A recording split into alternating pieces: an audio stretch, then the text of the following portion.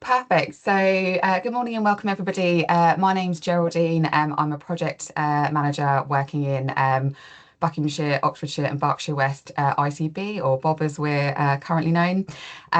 So, thanks so much for taking the time to join us today.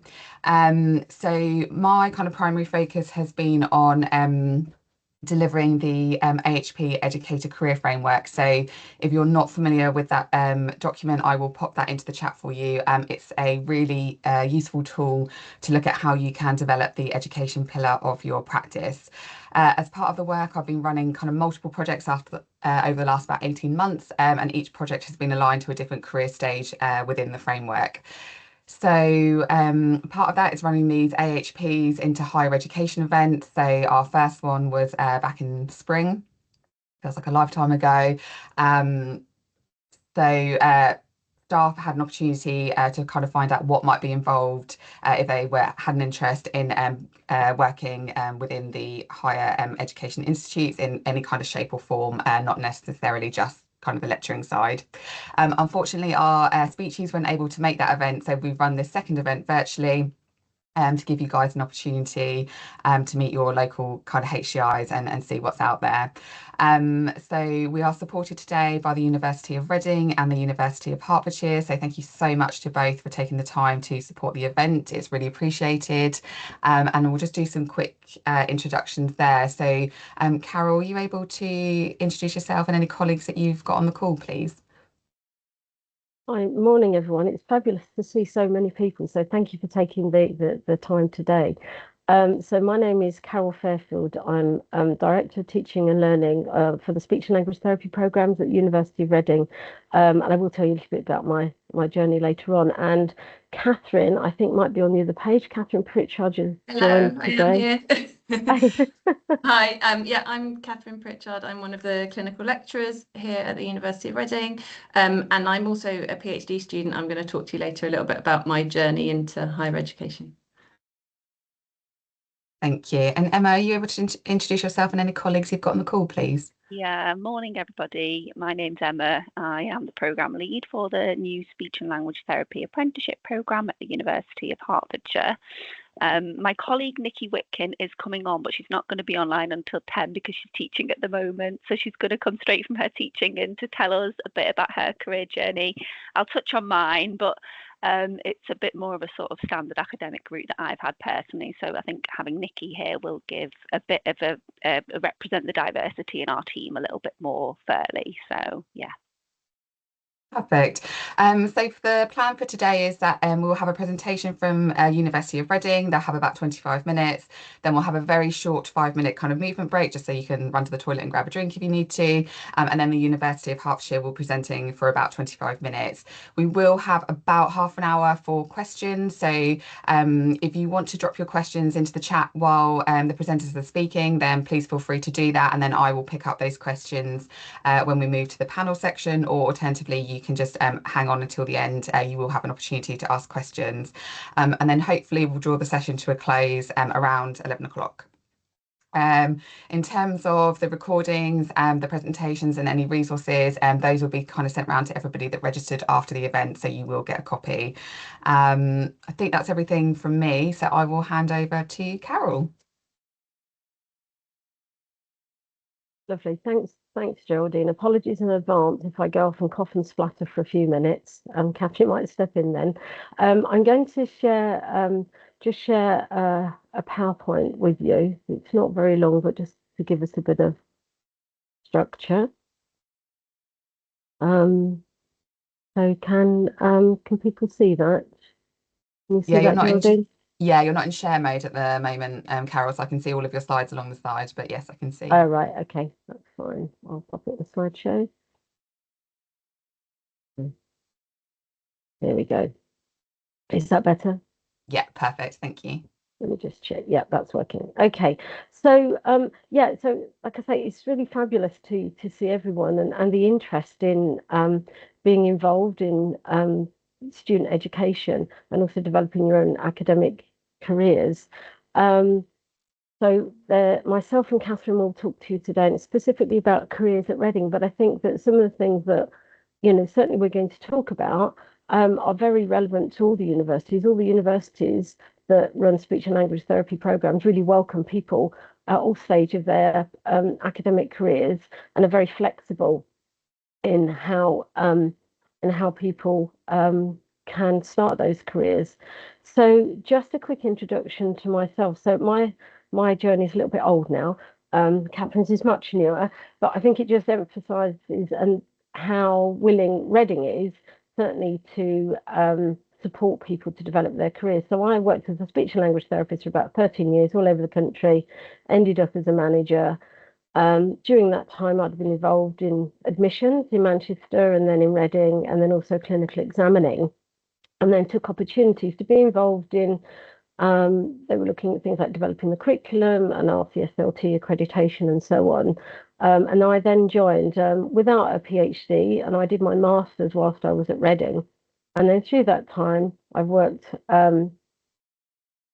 in very, very different jobs. So it's, whatever you do at the university is very, very varied. So I've been clinical lecturer, academic tutors, program director, and now director of teaching and learning, whilst keeping up my clinical practices as well.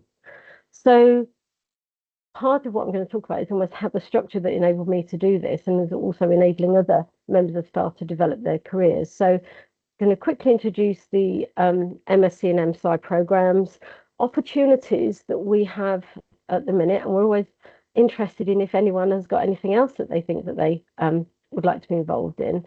And then Catherine's going to talk through her role. So we have to say we're celebrating 50 years this year. I haven't been there quite that long, but 50 years of speech and language therapy at the University of Reading, which we're very proud of. Our team has grown in this time. So we started with sort of 9 master's students and 12 undergraduates, and it's a lot bigger now, and our team has grown. There's about 25 people, the majority of whom are qualified speech and language therapists. And there's a group of clinical teaching intensive lecturers, some of whom are full-time, some are part-time, who also continue with a separate clinical role elsewhere. But all of these have a clinical role within the university, whether that be clinical teaching or in the clinic. So we run 2 programs. Sorry, just going back to our team, I mean, I think it's still relatively a small team because lots of people work part-time. People are situated in the same room, so there's a huge opportunity for learning from each other and also support, which I think is really, really important for anyone wanting to become involved within careers at Reading. So we offer a 4-year undergraduate entry MSci, which changed to an MSci master's exit following the change in fee when students then started to have to pay their own fees. And we have an accelerated 2-year master's. And these are often taught in tandem for some of the different modules. So if you became involved, you may see masters or undergraduate students. So we currently have between 70 and 80 students a year, which, as you can see, has got considerably larger since the 10 masters when we started. But we still need to grow to support the shortfall in speech and language therapy across the year, as does all the institutions. Oops, sorry. The reasons that I've put here what we do generally across the different years is because it depends perhaps on your background as to where may be a good place for you to become involved. So in year 1, we do adults and pediatrics across the lifespan, and the same in year 4, but that's at master's level. In year 2, this is the undergraduates. It's a pediatric focused year, and year 3 is an adult focused year. And so if you're interested in lecturing, have specialist lecturers lecturing topics, it gives you an idea as to which year group you might be involved with. And I also think as well, looking across here in terms of thinking about developing knowledge and experience and education for yourselves, perhaps looking at having, if you're pediatric therapist, having students from year 2 and year 4 on placement, so you experience the different levels of education and the competency development of those students. those different student years. And we'll go back in the final year, there's dissertations, which we will go back to in a minute. So we also, within the University of Reading, had a speech and language therapy research teaching and research clinic, which is very embedded within the work that we do, and also how people interested in careers could become involved in this. And I'm just going to pass over to Catherine. Are you there, Catherine? Yeah, hello, I'm here. To talk about the clinic a bit. Yeah, so one of my roles here at the university is I manage the paediatric side of our speech and language therapy clinic. So the remit of our clinic is predominantly a teaching clinic, so it's student-led. Almost everything we do is student-led. But we also have a research side to our clinic, and that's something that we're really keen to develop, and we're doing quite a lot of work on at the minute. So we see paediatric and adult clients across various different client groups. We see clients for assessment, for intervention, and we have some groups for adults with aphasia. So we have a conversation cafe and a book club. And they are all sort of linked and tied up with clinical placements. And one of the things that we really hope is that what we hope that we do here is that we complement the services out there in the NHS. So we're not aiming to replace the NHS. We're not, our remit is very much complementary, and we hope that we can add and support those of you out there in the NHS with the clients that you see. Within the clinic, there's been various different sort of research opportunities, whether that be dissertation students who are doing work in the clinic. For my PhD, I'm doing some work in the clinic and with the clients that we see in the clinic. And we're very, very keen to build sort of the community around us. So we on the 9th of December, we have invited sort of local NHS colleagues to come and sort of have a look at the clinic, meet our students, talk to us about opportunities. So if that's something that, if you're interested in coming to sort of have a look at the clinic and find out more about what we do and how we could maybe work together and how you could maybe get involved in sort of research, then do drop. I'll put my email in the chat, but do drop me an email and I can send you more details about that day on the 9th of December. I think that's probably all I need to say about the clinic, Carol, unless you think there's anything else I need to say. Well, that's great. Thanks, Catherine. Thank you. And I think in addition to Catherine saying about coming on the 9th, anytime anyone would like to come and see the clinic and talk to one of us, please do contact us. So, sorry, not moving on now for some reason. Oh no, there I am.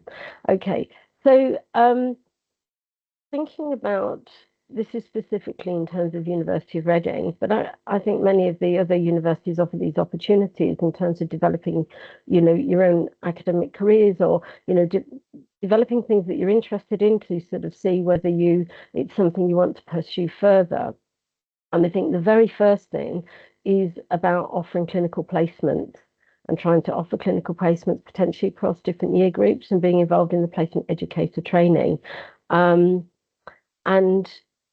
one of the things that certainly I know some of you are not necessarily in perhaps our placement area, but external, some of the engagement with the University of Reading staff happens at placement visits where we come out to visit students, but also midway phone calls as well, where all of these are potential CPD opportunities, because certainly we will talk through actually students on placement, any issues arising, and so on. So that's a really good place to start, is certainly with clinical placements, which I'm sure the majority of you do.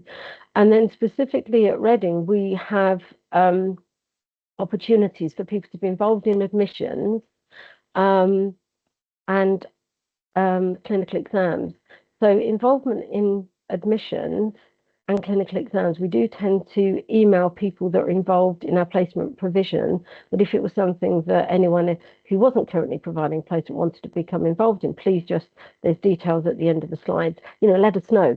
Yeah, so anything you're interested in, I think it's about, having that curiosity, isn't it? And wanting to try things.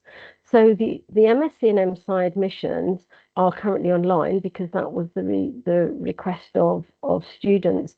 Um, and this is a paid opportunity, and speech and language therapists all meet together in the morning with the admissions team, and there's a training aspect, and then there's the interviews, and it's generally half a day or a whole day, depending upon your availability. And it's about identifying, potential students who are going to do well in speech and language therapy, who would be suitable for the speech and language therapy programs.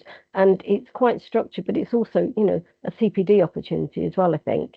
And I really enjoy it. It's really good fun, actually, doing the admission. I just want to skip down to clinical exams. So it's almost like admissions is right at the beginning, and then exams is right at the end. So clinical exams is for our finalists, masters and undergraduates. And these are their final clinical exams. And this is a real CPD opportunity, I think, is certainly how we've felt offered it before, because speech and language therapists and all the clinical staff and also academic staff come together, and each student is individually assessed by two people, one from practice, one from university, one adult, one paediatric focus. But prior to the actual exams, there's a meeting in the morning where everyone sees a video, talks about the analysis, interpretation of the video, expectations of students. So it's a really good opportunity to sort of think about what is expected of these finalists. And it's really important for us to have the speech and language therapist input, what's expected of newly qualified as they're going out into practice as well, which is why this works really, really well. And then I recognise some of you already do some lecturing on the programme. So there may be some areas that you feel I'd really like to offer a session for lecturing, or it may be you'd like to be involved in the careers fair or careers. So for example, last year someone offered a podcast for one of our careers lectures. And then in terms of dissertations and research, so Catherine's mentioned some. So every year we do dissertations for our undergraduates and master's students. So if you have a topic that you're really interested in, you could have a student involved to analyse the data or collect data for you. And this could be a review, service review. And an example recently was that there was a student was involved in an initial audit, service audit, which led to some funded research time with the service, which is now being presented at the RCSLT conference, and was also nominated for an award as well. I mean, I personally, which is fantastic. Over the years, I've done lots of dissertations in conjunction with services, and it's great because actually the students gain a lot from it, and the services. People have often got a project that you're interested in, but there's never quite enough time, is there, to do those? Okay. I'm just aware of the time, so I'm going to move on a bit. But I think the key thing is you don't need a PhD to start your academic career. What you need is interest and curiosity, and wanting to shape and support the next generation of speech and language therapists. And it's always really beneficial, for the team at the University of Reading it's essential that we involve people who are working really varied areas, even though some of our staff do, because nobody can do everything. Okay. And just I have to put a plug out here. We do have a job advert going at the minute. Closing date 12th of November. So please pass on if you're know anyone that's interested. But one of the things certainly at Readings, we often have temporary positions, maternity cover. These can be part-time. And I mean, we have people that work 1 day a week, 2 days a week, so they can be very part-time. If it's somewhere you want to dip your toe in. And 90% of our teaching intensive SALT lecturers are part-time. We support you in developing clinical teaching skills and fellowship of the Higher Education Academy. And then you can also do a PhD with the University of Reading if you decide you want to, later on in your journey. And there's links there But I think that this is actually a nice link into Catherine, if you're happy to then so seamless to talk Yeah. about your journey, if that's okay. Yeah, of course, no problem. Yeah, so I guess I didn't have a PhD when I started at the University of Reading. So I started working for the NHS in 2006 as a paediatric speech and language therapist. I always had a sort of real sort of particular interest in speech sound disorder. So throughout sort of my time in the NHS, I did quite a lot of as much CPD around that as I could, which then sort of meant that I was developing a bit of a specialism. I was lucky enough in my NHS role to actually work for the NHS, but in the university clinic. In sort of past times, the NHS sort of rented spaces from the university, and part of that job, I obviously had placement students. I had placement students as early as I possibly could, and sort of engaged and made relationships with the university staff that way initially.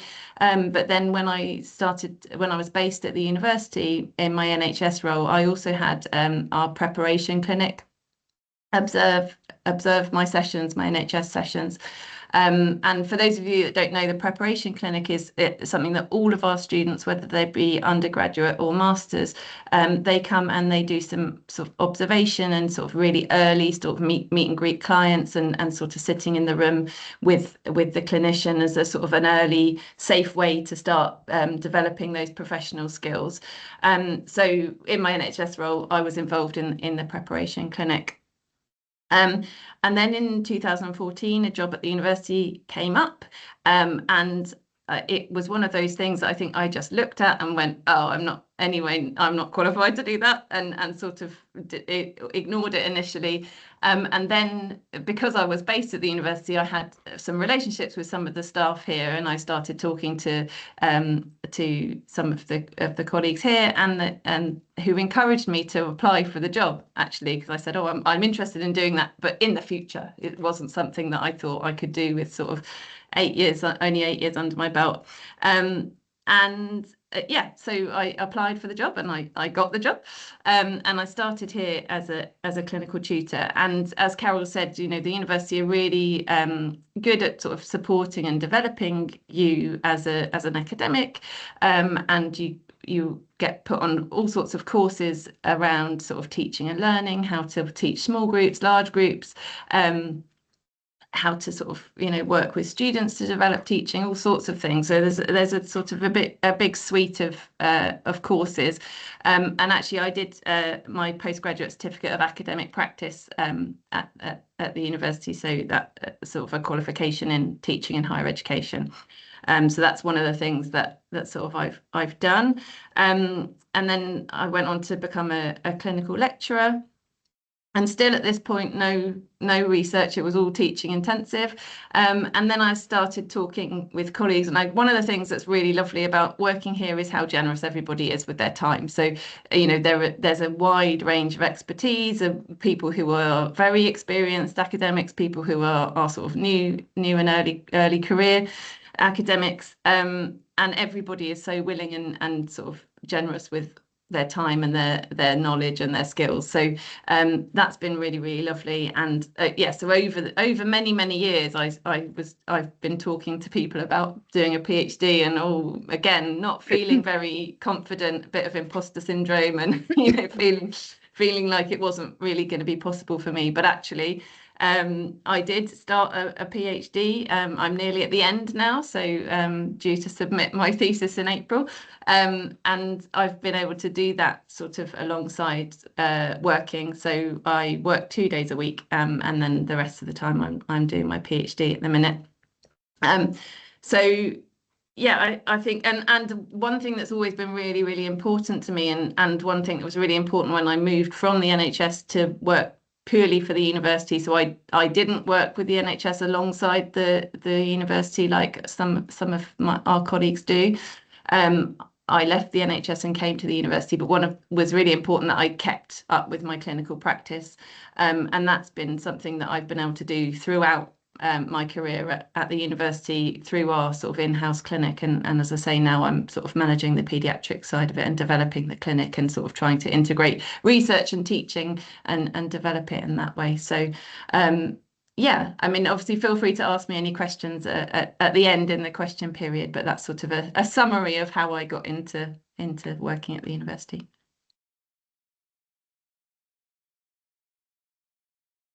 Sorry, have I? Can you hear me? All right.